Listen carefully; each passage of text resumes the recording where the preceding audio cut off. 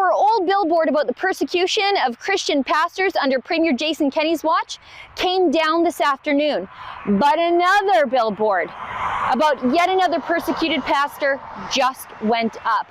I said a little while ago I was going to make sure as many people as possible would know that Premier Jason Kenney's COVID persecution of Christian pastors in Alberta has not stopped, even though he's promised to step down and even though the lockdowns are over. That's why I'm showing you this brand new billboard. Pastor Tracy Fortin is facing $120,000 in fines.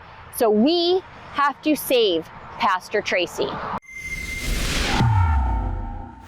On June 28th, Pastor Tracy Fortin and her church, Church in the Vine, will find out exactly how much money the province of Alberta wants to be wrung from them for the COVID crime of preventing their ongoing church services from being interrupted by a public health task force of local police and Alberta health inspectors that were set to seek out COVID scofflaw churches.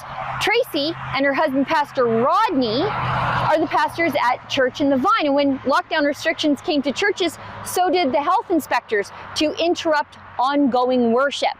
Oh, friends, not on Tracy's watch, though.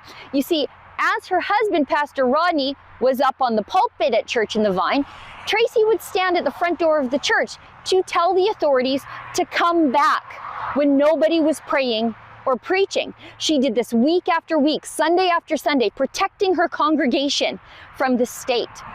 Tracy didn't say the health inspectors could never come back for COVID compliance inspections.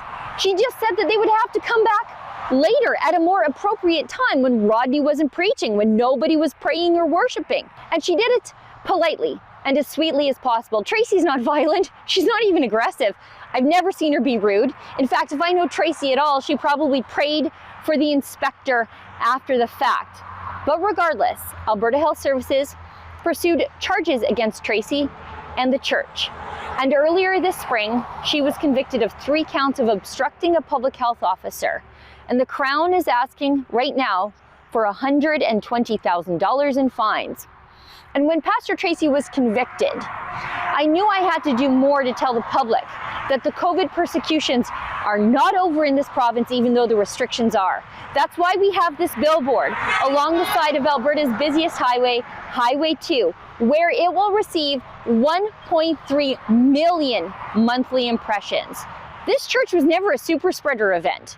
The church took careful care of the health and safety of a very willing and grateful and growing congregation. And they gave the community a sense of togetherness and spiritual support that they needed in these turbulent times. They were frontline workers from the very beginning.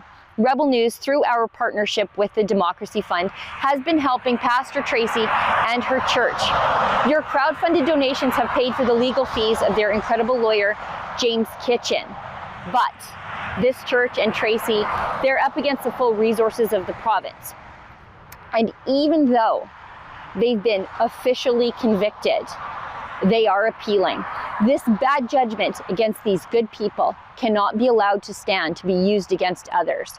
If you'd like to make a donation to offset their legal fees and their appeal of this outrageous fine, please visit savepastortracy.com, where you can make a tax-deductible donation. And on that website, you can sign our petition that we are going to hand deliver to every single UCP candidate vying to replace Jason Kenney. We're going to ask them for a commitment to stop these outrageous persecutions of Christian churches for COVID violations. You see, Premier Jason Kenney, he might have resigned, but he's not quite gone yet, and neither are his COVID persecutions. Now, this billboard, it's expensive, but we think the public awareness campaign is worth it.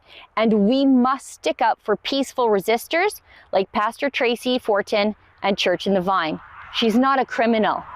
She's a Christian. If you'd like to help us keep this billboard up, you can also make a donation at that same website, savepastortracy.com. For Rebel News, I'm Sheila Gunn Reid.